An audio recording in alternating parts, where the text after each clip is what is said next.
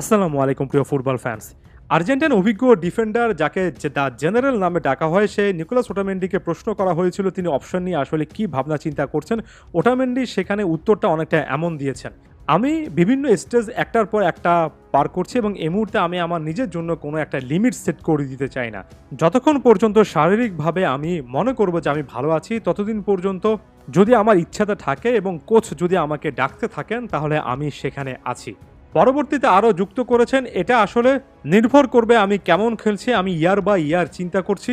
এবং এখানে Nicolas Otamendi একেবারে ক্লিয়ারলি জানিয়ে দিলেন যে আপাতত হয়তোবা অবসরের চিন্তাটা তার মাথার মধ্যে নেই, হয়তোবা তিনি এখন স্টেজ বাই স্টেজ চিন্তা করছেন, এবছরটা নিয়ে আলাদা করে চিন্তা করছেন, সামনে আগামী বছর নিয়ে আলাদা করে চিন্তা করবেন এবং এভাবে হয়তোবা তার ক্যারিয়ারটা শেষ করার চিন্তাভাবনায় এই মুহূর্তে নিকোলাস ওটামেন্ডির আছে। অর্থাৎ আরও নির্দিষ্ট করে বলতে গেলে নিকোলাস ওটামেন্ডি তার অবসর সংক্রান্ত ব্যাপারটা কিছুটা হলো ডিলেট করে ফেললেন, ব্যাপারটাকে তার ওভারঅল ইচ্ছা এবং ওভারঅল তার ফিজিক্যাল যতক্ষণ পর্যন্ত লিমিট থাকে এই লেভেলে পারফর্ম করার, সেটার উপর ছেড়ে দিলেন।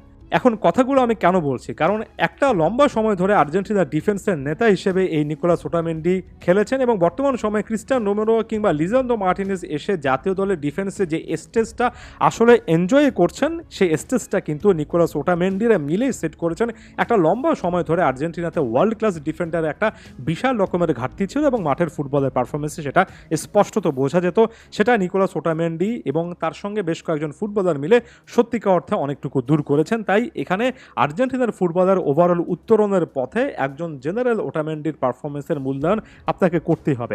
আবার একই সঙ্গে এই জিনিসটা সত্য যে নিকোলাস ওটামেন্ডি আর্জেন্টিনার ফার্স্ট চয়েস 11-এ যৌক্তিকভাবে হয়তোবা জায়গাটা হারিয়েছেন, কারণ সাম্প্রতিক সময়ে বেশ কয়েকটা ম্যাচে তার পারফরমেন্সটা প্রশ্নবিদ্ধ হয়েছে, বেশ কয়েকটা জায়গা থেকে তাকে স্লো মনে হয়েছে, বেশ কয়েকটা জায়গা থেকে হেডারে যেটা তার একটা শক্তির জায়গা সেখানেও কয়েকটা উইকনেস দেখা গিয়েছে এবং নিকোলাস ওটামেন্ডি ক্যারিয়ারের শেষ প্রান্তে চলে এসেছেন। অনেকে দাবি নিয়ে বলছেন একাদশে জার্মান পেজেলার মতো একজন অভিজ্ঞ ডিফেন্ডার রয়েছেন, যার ক্ষেত্রেও কিন্তু একটা বড় রকমের নেগেটিভিটি এবং অবশ্যই ওটামেন্ডিকে ছাপিয়ে যাওয়া নেগেটিভিটি বা নেতিবাচক কমেন্ট ভক্তদের মনের মধ্যে দেখা যায়।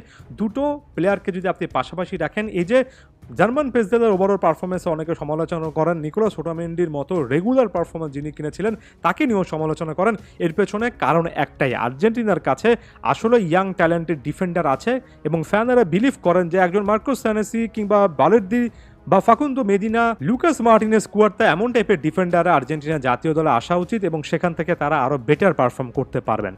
ব্যাপারটার সঙ্গে আমি আংশিকভাবে একমত এবং এটা একটা জনপ্রিয় ধারণা এবং জনপ্রিয় ধারণা সবসময় ভুল হয়, সে জিনিসটা আমি বলছি না।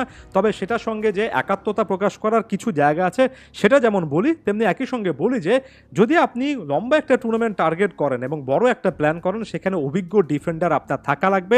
একেবারে নির্দিষ্ট করে আমি যদি বলি, তাহলে আপনার যদি দুজন first choice centre back Lisandro Martinez এবং ক্রিস্টিয়ান রোমেরো হয়, তাহলে তাদের একেবারে লাইক ফর লাইক সাবস্টিটিউট, তাদেরকে যে কোনো মুহূর্তে রিপ্লেস করতে পারবেন এমন দুজন ডিফেন্ডার কিন্তু থাকা লাগবে এবং তাদের মধ্যে অভিজ্ঞতাকে মূল্যায়ন করাটা কখনোই খারাপ জিনিস নয়। ডিফেন্ডারদের অভিজ্ঞতা বড় বড় টুর্নামেন্টে কাজে লাগে, এটা ফুটবলে পরীক্ষিত একটা সত্য।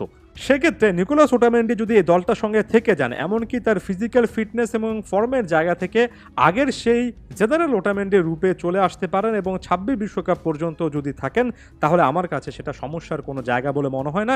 তবে আপনি যখন একটা স্কোয়াডে ওটামেন্ডি এবং জার্মান পেজেলা দুজনকে একই সঙ্গে দেখেন এবং একই সঙ্গে রাখেন, তখন আমার কাছে মনে হয় এটা একজন ইয়াং সেন্টার ব্যাকের জাতীয় দলে আসার পথটা ব্লক করে ফেলে। হয় ওটামেন্ডি অথবা পেজেলা, যে কোনো একজনকে আপনি জাতীয় দলের সঙ্গে রাখবেন, বাকি একটা স্পটে আপনি ইয়াং আনকরা বা 26 বিশ্বকাপ পর্যন্ত যিনি অন্তত প্রমিজিং একটা ট্যালেন্ট হয়ে উঠবেন বা বেটার একটা সার্ভিস দিতে পারবেন, এমন একটা প্রোফাইল আপনার সিলেক্ট করা উচিত। যদি বালের্দি আপনার কাছে মনে হয় তেমন একটা প্রোফাইল, তাহলে তাকে এখন থেকে প্রমোট করে 26 বিশ্বকাপে ব্যাকআপ অপশন হিসেবেও তৈরি রাখা উচিত। একই রকমের কথা মার্কোস সেনেসি থেকে শুরু করে যত ডিফেন্ডারের নাম আপনারা বলেন তাদের ক্ষেত্রে প্রযোজ্য।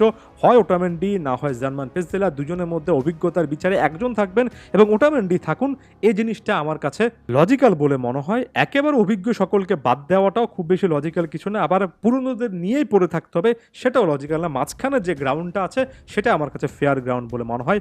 এ ব্যাপারে আপনারা কি ভাবছেন সেটা অবশ্যই জানাবেন।